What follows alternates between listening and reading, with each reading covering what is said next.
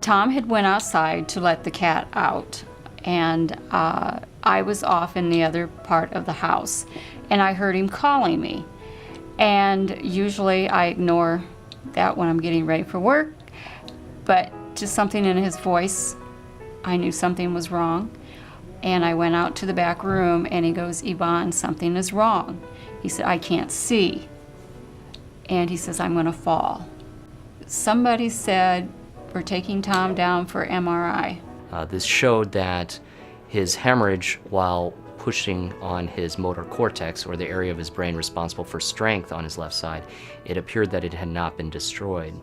At that point, we discussed with the patient's family the option is in his care from medical management, which is currently the standard of care, versus surgical intervention in a standard sense, meaning opening the skull and taking out the blood clot, versus using a new minimally invasive technology to access the deepest locations of the hemorrhage and remove the pressure off of his motor areas of his brain.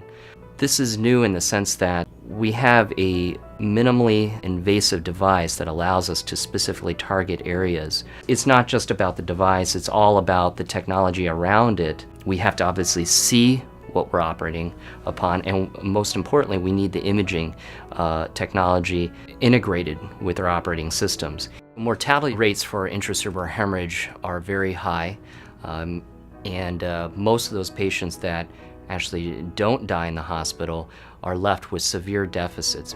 I've heard so many people say that they change after a stroke, and my fear was that he wouldn't be that wisecracking person that he was. Now we're able to say, hey, look, there's a chance we can reverse the paralysis or the language dysfunction that you have by taking out a blood clot or your tumor. My aha moment was when he was in ICU and he knew everyone.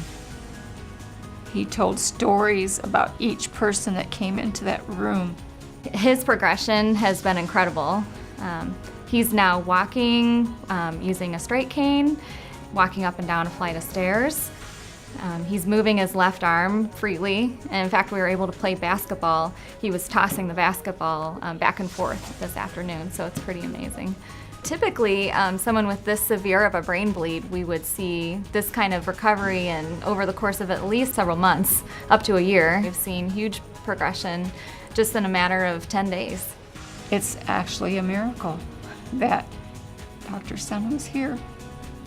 I'm looking forward to with the Lord's help, with the full recovery and fine life with my wife and my child, my son, and my brothers and my sisters.